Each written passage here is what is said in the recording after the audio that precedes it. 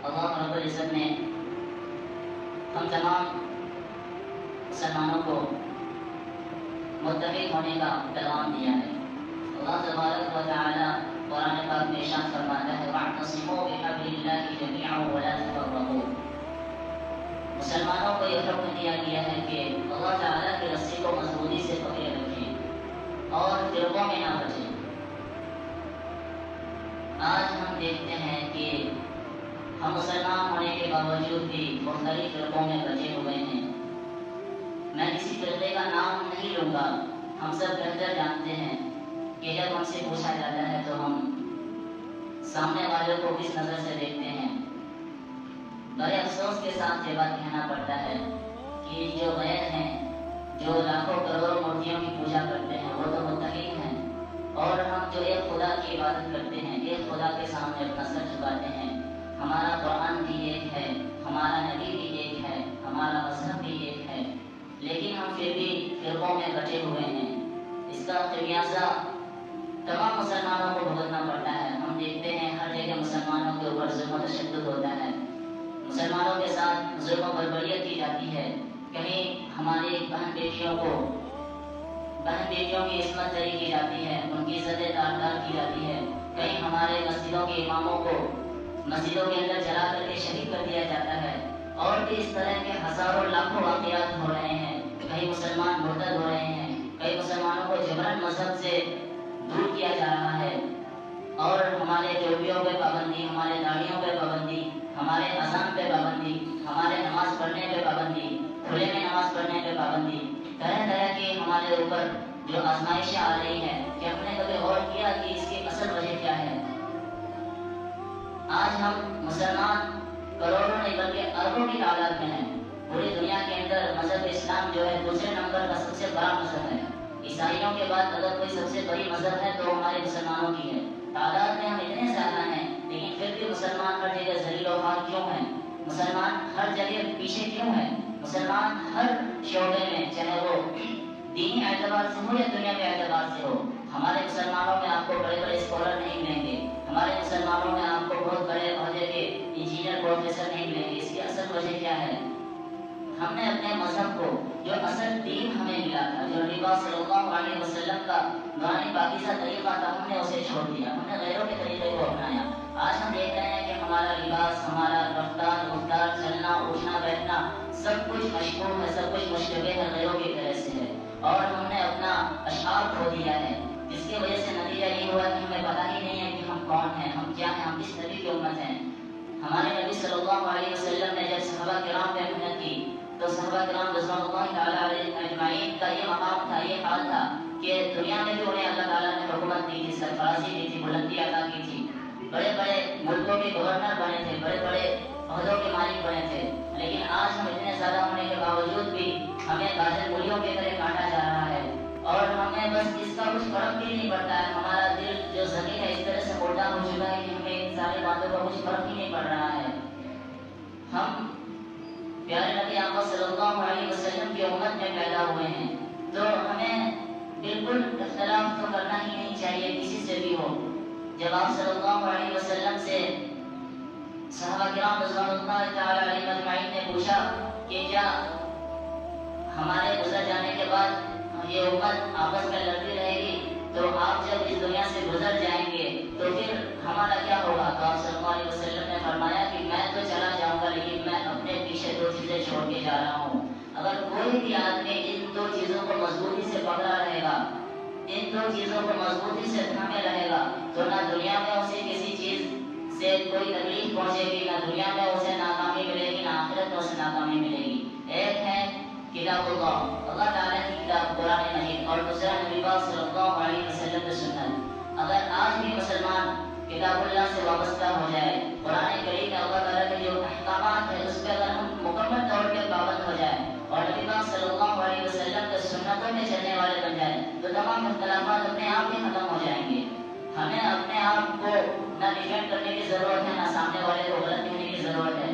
ہم تمام مسلمانوں کی ذمہ داری یہ ہے کہ ہم اللہ تعالیٰ کے احکامات کو مضبوطی سے پکڑیں، نبی پاک صلی اللہ علیہ وسلم کی دوران پاکیزہ طریقے میں صحیح سے چلیں، اور اس میں کسی کا بھی اختلاف نہیں ہے، چاہے وہ کسی بھی مسلک کا ہو، چاہے وہ بریلوی ہو، شیعہ ہو، سنی ہو، حنفی ہو، مالکی، احمدی ہو، کسی بھی فرقے کا ہو، وہ خدا کو ایک ہی مانتا ہے، نبی پاک صلی اللہ علیہ وسلم کو آخری نبی مانتا ہے، اس میں کسی کی دو رائے نہیں ہے۔ جب ہم نبی پاک صلی اللہ علیہ وسلم کو آخری نبی مانتے ہیں، جب اللہ تعالیٰ کو رب مانتے ہیں، جب مذہب اسلام کو اپنا دین مانتے ہیں، تو پھر ہم اختلافات میں کیوں پڑے ہوئے ہیں؟ کہتے ہیں ان کے پیچھے نماز نہیں ہوگی، یہ کافر، وہ کافر، یہ مرتد، یہ بددین، یہ بلاتی ہے تو یہ گستاخ ہے۔ یہ سب کہنے سے غیروں کو فائدہ ہوتا ہے، غیر ہمیں اور بھی توڑتے چلے جاتے ہیں، ہم اپنے آپس میں لڑتے چلے جاتے ہیں، اور اس کا فائدہ جو ہے غیر اٹھاتے ہیں کہ ہمارے مسلمانوں کو آپس میں لڑا کر، مسلمانوں کو آپس میں انتشار پیدا کرا کر، آپس میں پھوٹ ڈال کے وہ جو ہے ہمیں بالکل کمزور کر رہے ہیں۔ ہمیں اس بات کو سمجھنے کی ضرورت ہے کہ ہم اللہ تعالیٰ کی رسی کو مضبوطی سے پکڑیں۔ اللہ تعالیٰ کی رسی کو مضبوطی سے پکڑنے کا مطلب یہ ہے کہ اللہ تعالیٰ نے جو احکامات ہمارے نبی پاک صلی اللہ علیہ وسلم کے ذریعے سے ہمیں عطا کی ہے، نبی پاک صلی اللہ علیہ وسلم کی زندگی ہمارے لیے اسوہ حسنہ ہے، ہمارے نبی کریم صلی اللہ علیہ وسلم کی زندگی ہمارے لیے آئیڈیل ہے، رول ہے، ماڈل ہے۔ ہم آپ صلی اللہ علیہ وسلم کے طریقے کو چھوڑ کے اگر غیروں کے طریقے کو اپنائیں گے تو پھر دنیا میں بھی ہمیں بربادی ملے گی، اور آخرت کی جو زندگی ہے اس میں تو ہمیشہ کے لیے ہمیں خسارہ ملے گا۔ تو ہم سب اس بات کا عہد کریں کہ ہم اللہ تعالیٰ کے حکم کو نبی پاک صلی اللہ علیہ وسلم کے طریقے پہ گزاریں گے، اپنی پوری زندگی آپ صلی اللہ علیہ وسلم کے اسوہ حسنہ پہ گزاریں گے۔ آپ صلی اللہ علیہ وسلم کی زندگی کیا تھی؟ آپ صلی اللہ علیہ وسلم دشمنوں کو بھی گلے لگایا کرتے تھے، آپ صلی اللہ علیہ وسلم کافر کو بھی کبھی کافر نہیں کہا کرتے تھے۔ آپ صلی اللہ علیہ وسلم کا حال تو یہ تھا کہ ایک عورت کے بارے میں مشہور واقعہ ہے کہ وہ روزانہ آپ پہ کوڑا کرکٹ ڈالا کرتی تھی، لیکن جب ایک روز آپ صلی اللہ علیہ وسلم پہ کوڑا کرکٹ نہیں پڑا تو آپ صلی اللہ علیہ وسلم کو اس کی فکر ہونے لگی کہ وہ جو عورت تھی جو میرے کو روزانہ کوڑا کرکٹ ڈالا کرتی تھی تو آج کیوں نہیں ڈالی؟ تو دریافت کرنے پہ معلوم چلا کہ ان کی طبیعت خراب ہے۔ تو آپ صلی اللہ علیہ وسلم کا ظرف دیکھیے، آپ صلی اللہ علیہ وسلم کا حسن اخلاق دیکھیے، آپ صلی اللہ علیہ وسلم کا اعلیٰ کردار دیکھیے۔ جو روزانہ کوڑا کرکٹ ڈال رہی تھی اس کی خبرگیری کے لیے، اس کی عیادت کے لیے، اس کی تیمارداری کے لیے آپ صلی اللہ علیہ وسلم ان کے پاس تشریف لے گئے اور ان سے ان کا حال پوچھا، تو اس کے بدلے میں نتیجہ یہ نکلا کہ وہ اسلام سے مایوس ہو گئے، اسلام سے مانوس ہو گئے اور اسلام کو قبول کر لی۔ ہمارا جو مذہب اسلام ہے یہ اتنا اچھا مذہب ہے، اتنا بہترین مذہب ہے کہ اسے لوگ کتابوں میں پڑھ کے زیادہ قبول کرتے ہیں، اور ہماری جو بھی تعلیمات ہیں، اسلامی تعلیمات، اس سے کتابوں تک محدود رہ گئی ہیں۔ ہم سب جانتے ہیں کہ ہم لوگ کتنے زیادہ غلط کاموں میں پڑے رہتے ہیں۔ کوئی بھی غیر مسلم ہوگا تو ہماری کتابوں کو نہیں دیکھے گا، کتابوں کو وہ بعد میں دیکھے گا، وہ ہمیں پہلے دیکھے گا کہ ہم کیا کر رہے ہیں۔ وہ کہیں گے کہ مسلمانوں میں تو شرابی بھی ہیں، جواری بھی ہیں، جھوٹے بھی ہیں، مکار بھی ہیں، فریب بھی ہیں، ہر طرح کے گناہ گار تو مسلمانوں میں مل رہے ہیں۔ تو یہ مطلب سچا کیسے ہو سکتا ہے؟ ہمارے بارے میں میڈیا میں بھی اور ہر جگہ پروپیگنڈا بھی پھیلایا جاتا ہے کہ اسلام تلوار کے زوروں پہ پھیلا، اسلام جو ہے تلوار کے زوروں پہ پھیلا ہے، اور مسلمان لوگوں کو زبردستی دھرم پریورتن کراتے ہیں، اور اس طرح کے بہت سارے واقعات ہیں جس کا جواب ہمارے پاس خود نہیں ہوتا، ہمارے عوام کے پاس نہیں ہوتا۔ وجہ یہ ہے کہ ہم نے کبھی اپنے تعلیمات پہ غور نہیں کری، ہم نے کبھی اسلامی تعلیمات کو سیکھنے کی فکر ہی نہیں کی، ہم نے بس صرف دنیا کمانے کی فکر کی اور اپنے اولادوں کو بھی صرف دنیا ہی کے اعتبار سے تیار کیا۔ کبھی بھی ہم نے اس کو دین کی جو موٹی موٹی باتیں ہیں وہ بھی ہم اپنے اولادوں کو نہیں سکھا سکے۔ ایک اولاد کو کم از کم اتنی تو دین کی تعلیم دینی چاہیے کہ اگر کوئی موجود نہ ہو تو وہ آپ کی نماز جنازہ خود پڑھا سکے، آپ کے قبر پہ وہ خود فاتحہ کر سکے۔ دیکھیں خود جو اولاد اپنے والد کے لیے، اپنے والدہ کے لیے، اپنے گھر والوں کے لیے جو دعا کریں گے وہ کسی دوسرے آدمی آ کر نہیں کر سکتے، اس کے دل سے جو دعا نکلے گی اولاد کے لیے، جو والدین کے حق میں جو دعا نکلے گی، یا والدین کے لیے جو اولاد کے حق میں جو دعا نکلے گی، وہ کسی غیر جو کتنا بھی بڑا سے بڑا وہ عالم ہو جائے، محدث، مفکر، مبلغ ہو جائے، بڑے پیر صاحب ہو جائے، لیکن وہ جو درد اولاد کے جو دل سے نکلتی ہے، جو دل سے جو دعا نکلتی ہے وہ کسی غیر سے نہیں نکلے گی۔ تو وہ کب ہوگا؟ جب ہم اپنے اولاد کو دین کی صحیح تعلیم دیں گے، اس کو حلال اور حرام کی پہچان کرائیں گے کہ بیٹا یہ چیز غلط ہے، یہ چیز صحیح ہے، اسے کرنا چاہیے، یہ ناجائز ہے، یہ حرام ہے، یہ جائز ہے، اسے کرنے میں ثواب ہے، اسے کرنے میں گناہ ہے۔ آخرت کی زندگی کے بارے میں اسے بتائیں کہ آخرت کی جو زندگی والا محدود زندگی ہے اس کے لیے بھی ہمیں تیاری کرنی ہے۔ جس طرح دنیا کے لیے، دنیا کے کاموں کے لیے ہم اپنے بچوں کو تیار کرتے ہیں امتحانات کے لیے، اور بھی مکمل دنیا میں بہترین زندگی گزارنے کے لیے کہ میری اولاد ہے وہ دنیا میں کسی کے سامنے سر نہ جھکائے، کسی کے سامنے ہاتھ نہ پھیلانا پڑے اسے، تو ہم آخرت کے لیے اپنے اولادوں کی فکر کریں کہ جس طرح ہم دنیا میں اس کی زندگی سنوارنے کی اس کی فکر کرتے ہیں تو آخرت میں جو لامحدود زندگی ہے وہاں کی اور اپنے خود بھی اپنے ذات سے محنت کرنی ہے کہ ہم سب مسلمان ہیں. ہمیں دنیا میں بھیجا کیوں گیا تھا؟ مقصد ہمارا دنیا میں آنے کا کیا تھا؟ صرف کمانا کھانا اور رہنا ہمارا مقصد نہیں تھا کہ آئے کمائے کھائے گھر بنائے اور چل دیے.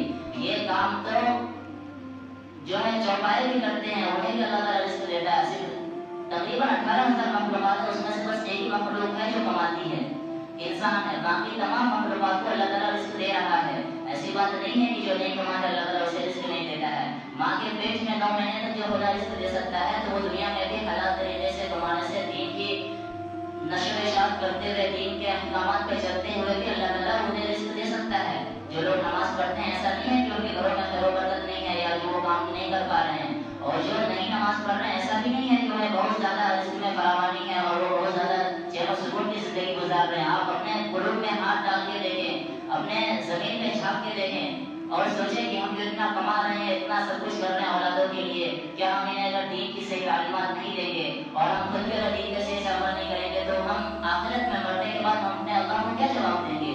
اللہ تعالیٰ جب ہم سے پوچھے گا اپنے بارے میں, اپنے اولادوں کے بارے میں, تو ہمارے پاس اس وقت کوئی جواب نہیں ہوگا.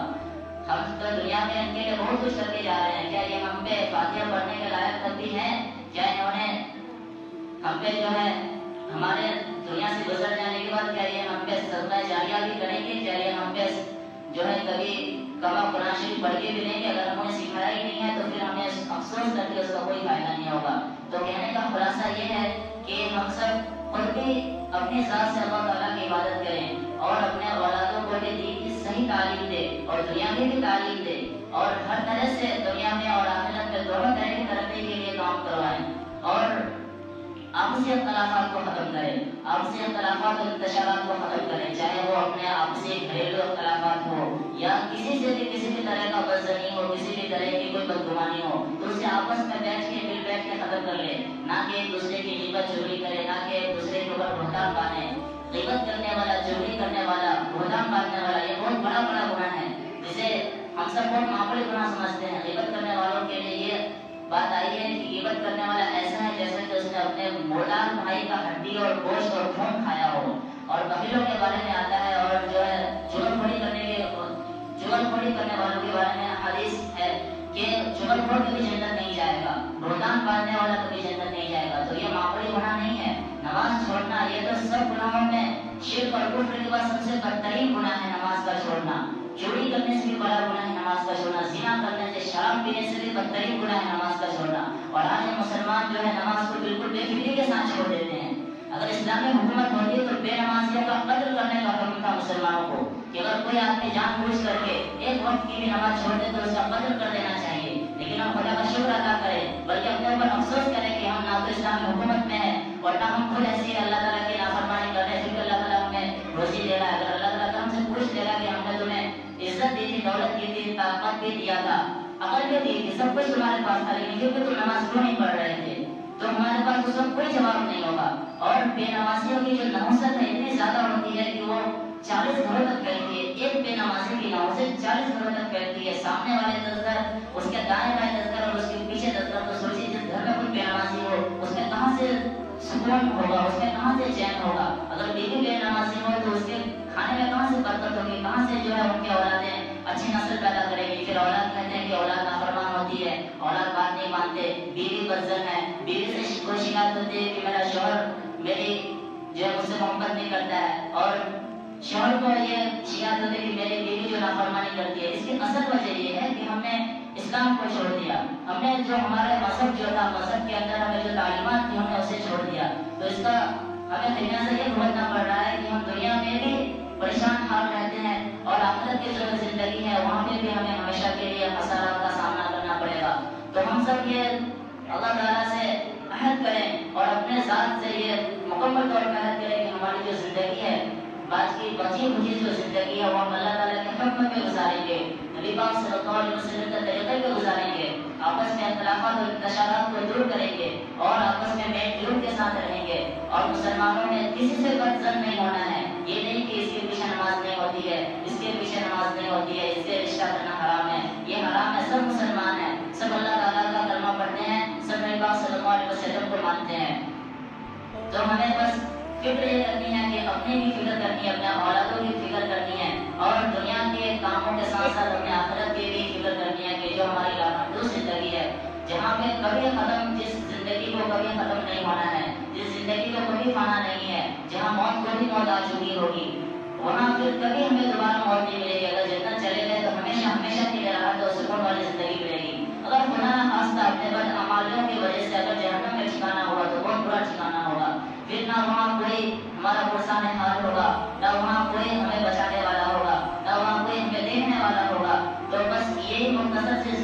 اسی میں ہمیں اللہ تعالیٰ کی عبادت بھی کرنی ہے اور اپنے دنیا کے کاموں میں رہتے ہوئے اپنے مکان میں، دکان میں، تجارت میں، پڑھائی میں، ملازمت میں، جو بھی جس شعبے میں ہے اس میں رہتے ہوئے ہمیں اللہ تعالیٰ کی عبادت کرنی ہے اور اپنے زندگی کو ایک بہترین زندگی گزار کے جانا ہے. ایک زندگی کو اس طرح گزار کے جانا ہے کہ ہمارے جانے کے بعد کوئی ہمیں اس نام سے یاد نہ کرے وہ فلاں بندہ تھا، وہ بہت ہی عجیب طرح کا بندہ تھا، وہ دنیا سے گزر گیا، تو اسے لوگ بالکل بدگمانی کے ساتھ یاد نہ کرے. ایک اچھے نام سے اور اچھے یاد کے ساتھ ہمیں لوگ یاد رکھیں. اس کے لیے ہمیں یہ کام کرنا ہے کہ اللہ تعالیٰ کے حکم کے مطابق زندگی گزارنی ہے اور نبی پاک صلی اللہ علیہ وسلم کے دوران پاکیزہ طریقے پر زندگی گزارنا ہے. اور ایک آپ لوگوں سے التجا ہے کہ کم از کم نماز کی پابندی کرے. نماز کسی بھی حالت میں معاف نہیں ہے، یہاں تک کہ حالت جنگ میں، نزاکت کی حالت میں جب آدمی کو موت واقع ہونے والی رہتی ہے اس وقت بھی نماز معاف نہیں ہے. خدا سے ڈریں، خدا اللہ تعالیٰ کے عذاب سے ڈریں، نمازوں کی پابندی کریں، اپنے مسجدوں کو آباد کریں. کہیں ایسا نہ ہو کہ مسجد کی جو ویرانی ہے وہ ہمارے لیے بددعا کرے اور ہمارے آس پاس بھی اس طرح کا ماحول ہو جائے.